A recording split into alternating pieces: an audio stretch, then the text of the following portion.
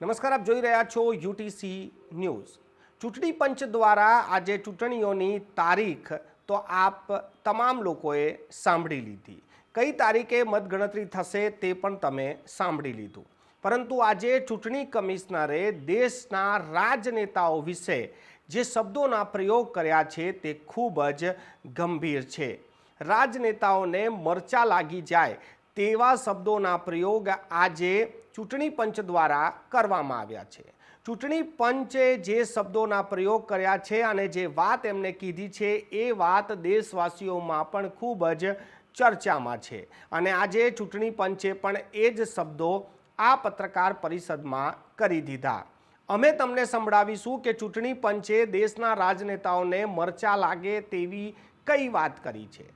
ચૂંટણી પંચે આજે લોકસભા 2024ની ચૂંટણીઓની જાહેરાત, જે તારીખોની જાહેરાત છે તે કરતાની સાથે જ જે રાજનેતાઓ છે તેમને પણ એક સૂચના આપી છે, એક નોટિસ આપી છે કે જે રીતેના નિવેદનો તેઓ જાહેર મંચ પરથી કરે છે એનું સ્તર ખૂબ જ ઘટી ગયું છે। ભારતની લોકશાહી આટલા મોટા દેશમાં ચૂંટણી કરાવી 98 કરોડ લોકો જ્યારે મતદાન કરતા હોય અને તેવામાં ચૂંટણી પ્રક્રિયા નિષ્પક્ષ રીતે થતી હોય અને અત્યાર સુધીમાં સેંકડો ચૂંટણી થઈ ગઈ છે। આપણો દેશ હાલ પરિપક્વ દેશ બની ગયો છે, પરંતુ રાજનેતાઓના જે નિવેદનો છે, જે ભાષણો છે તેનું લેવલ ખૂબ જ નીચું આવી ગયું છે। ચૂંટણી પંચ દ્વારા જણાવવામાં આવ્યું કે રાજનેતાઓ જે ભાષણ આપે છે તેનું સ્તર ખૂબ જ ઘટી ગયું છે। તેઓને આજે ચૂંટણી પંચ દ્વારા કહેવામાં આવ્યું કે તમે તમારા શબ્દો પર લગામ રાખો, એવું ના બોલો કે ભવિષ્યમાં તમે એમની સામે ઊભા પણ ના રહી શકો।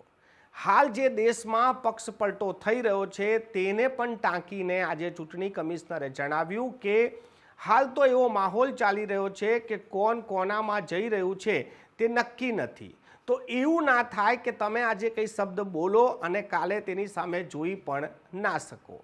આજે ચૂંટણી પંચે આને લઈને પણ શેરો શાયરીથી જવાબ આપ્યો છે, પરંતુ આજે ચૂંટણી પંચે જે કીધું છે એ તમામ રાજનેતાઓ પર લાગુ પડે છે કે આપણે ચૂંટણીના પ્રચારમાં કે ભાષણમાં જે રીતેના ભાષાઓનો પ્રયોગ કરીએ છીએ ને અંગત જે રીતે હુમલા કરીએ છીએ તે ના થવા જોઈએ।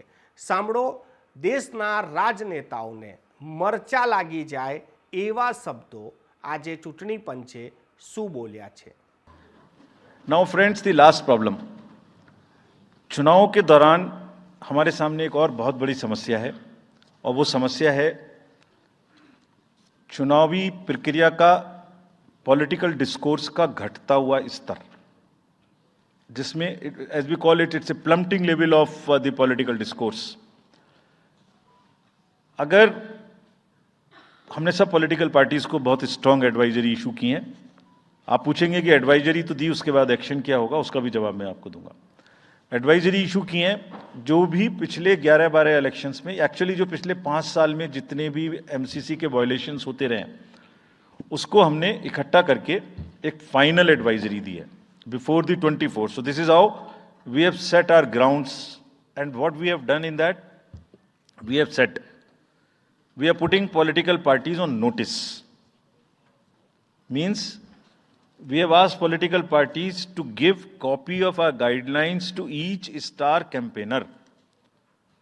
political parties के जितने भी बड़े नेतागण स्टार कैंपेनर्स हैं जो कैंपेनिंग करेंगे, उनके व्यक्तिगत नोटिस में हमारी गाइडलाइंस ले आइए, ये जिम्मेदारी हमने पॉलिटिकल पार्टीज को दी है। So now what is happening, we have put them on notice and we will presume knowledge of the guidelines। these are the two fundamental changes which we have made silently।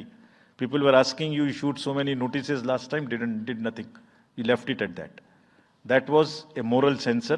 now we will go beyond, and here we have said we will also look at the past, we'll also look at the history, we might look at a calibrated approach dealing with the MCC violations, which may be, जो MCC violations किस प्रकार की हो सकती हैं। I mean, statements which inspire, which should inspire rather than divide. Issue-based campaign हो, hate speeches, religious speeches, private life का criticism is what is absolutely avoidable. People should be refraining from giving unverified and misleading advertisements, or masquerading as an advertisement as a news. इसमें हमने editors को भी advisory issue की है. वो एक newspaper में बड़ा बड़ा ऊपर में छप जाता है कि इसकी लहर और उसकी लहर. अगर ऐसा है तो साफ साफ लिखें कि ये एडवर्टाइजमेंट है. Let it not pass through advertisement. We have issued these advisories. Now the time is during this election to go beyond advisories, take concrete action, for which in the advisories there are relevant sections of the acts which are also inbuilt. So notice is there, knowledge is there, sections are there. So please, our request is कि campaigning के दौरान please don't try to cross the red line. ये वैसे भी इसलिए जरूरी है that in this digital world जो भी एक बार मुंह से निकलता है उसका रिकॉर्ड तो 100 साल तक के लिए पैदा हो गया, वो बार बार चलता रहता है. So please avoid creating digital memory of bad words which are coming from your mouth. Please be civilised during the election. This is what is our advice. और एक बार जब लड़ाई झगड़ा होता है ना तो प्रेम का धागा टूट जाता है, और जब प्रेम का धागा टूट गया तो बड़ी मुश्किल होती है. रहीम ने कहा था, रहीमन धागा प्रेम का मत तोड़ो छिटकाए, टूटे से फिर ना मिले, मिले गांठ पड़ जाए. तो क्यों ऐसी गांठ बांधनी है? थोड़ा प्यार मोहब्बत से कैंपेनिंग करें, शोर शराबा कम हो. फ्रेंड्स, पॉलिटिकल पार्टीज को और भी बहुत सारी स्ट्रीमलाइन करने के लिए उनकी एक्टिविटीज़ को हमने कदम उठाए हैं. ये मैं पिक्चर आपको इसलिए दिखा रहा हूं कि हर फील्ड के अंदर में we are ready that how we would control this. क्या किया है? Around 537 registered unrecognized political parties have been taken out of the political space. वो क्या करती थी? किसी के नाम में कैंडिडेट खड़ा कर दिया, गाड़ियों की परमिशन ले ली, दूसरा कोई यूज कर रहा है, किस्म किस्म की भांति एंटाइटलमेंट ले लिया, भांति भांति का वो they were cluttering the political space, crowding out the genuine persons. So that is what it has been done. सारी फाइनेंशियल जितने भी अकाउंट्स हैं पॉलिटिकल पार्टीज के और जितनी भी कंट्रीब्यूशन रिपोर्ट्स हैं वो सब डिजिटाइज्ड फॉर्म में हमारे पास आएंगी, ऐसा हमने उनको कहा. डायरेक्शंस दे दिए, इट हैज स्टार्टेड कमिंग. तो जो भी पॉलिटिकल फाइनेंस की चर्चा देश में चल रही है उसके साथ साथ ये भी कार्य पीछे से बैकग्राउंड में चल रहा है, because commission always believes in the transparency in the political financing. Plummeting level I have already said. We have also asked the political parties to be very, very respectful to the persons with disabilities in their discourse, not to use the abusive words, also to not use children at all during the campaigning. बच्चे नहीं है इसलिए कि उन्हें campaigning में लाया जाए. We will be very strict if anybody does that. We are also giving advisories to political parties that have internal organizational structures within your party, within the parameters and in a right form. Friends, we are appointing 2,100 observers. जितनी चीजें मैंने आपको बताई, ये सब चीज को field officers तो करेंगे ही करेंगे. हम 2100 ऑब्जर्वर्स को अपॉइंट कर रहे हैं, और इस बार उनको हमने क्या खास सख्त हिदायत दी है. और जो भी डीओज लेवल प्लेइंग फील्ड प्रोवाइड कर रहे हैं कि नहीं कर रहे हैं वो स्पेसिफिकली इसको देखेंगे. Inducement and coercion, intimidation free election हो, इस पर स्पेसिफिकली नजर रखेंगे, हमें रिपोर्ट करेंगे. फोर्स जितनी भी जा रही है किसी भी राज्य में उसका डिप्लॉयमेंट रेंडमाइज्ड हो. ऐसा नहीं कि उस फोर्स को कहीं बैठा दिया, काम नहीं कर रही, या कहीं दूसरी जगह भेज दिया जहां जरूरत नहीं है. They will be randomising the force.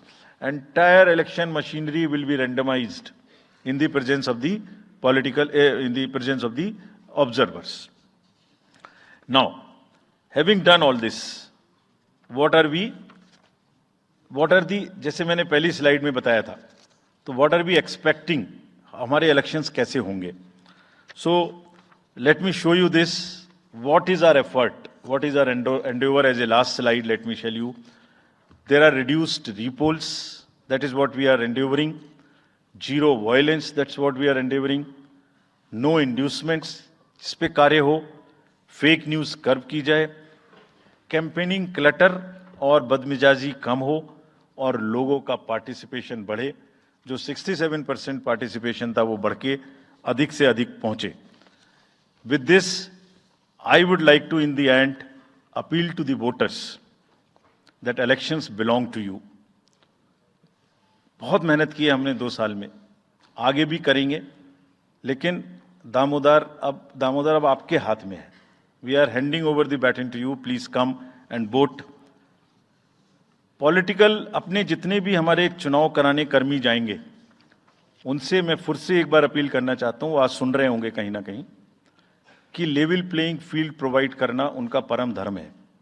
इसमें से कतई भी कोताही ना बरतें. उनको बताया गया है, इंस्ट्रक्शंस दी गई हैं, अगर बरतेंगे तो will be ruthless in dealing, because majority ऐसा नहीं करती. अगर 1-2 करेगा तो उसकी वजह से हम अपने इलेक्शंस को बदनाम नहीं होने देंगे. Will be ruthless. And lastly, my appeal to the political parties again. We are very committed for ethical political discourse. I would like parties to again appeal that please maintain decorum in campaigning and refrain from abuses and personal attacks. राजनीतिक दलों को बहुत personal attack से बचना चाहिए. फिर मुझे बदर साहब का एक शेर याद आता है, दुश्मनी जमकर करो लेकिन ये गुंजाइश रहे. दुश्मनी जम के करो लेकिन ये गुंजाइश रहे, जब कभी हम दोस्त हो जाएं तो शर्मिंदा ना हो. और वैसे भी आजकल जल्दी जल्दी दोस्त बनना और जल्दी जल्दी दुश्मन बनने की प्रक्रिया थोड़ी ज्यादा चल रही है. तो पार्टीज कम से कम ऐसा ना गंदा बोलें कि वो एक दूसरे के दुश्मन बन जाएं और फिर कुछ ना हो सके.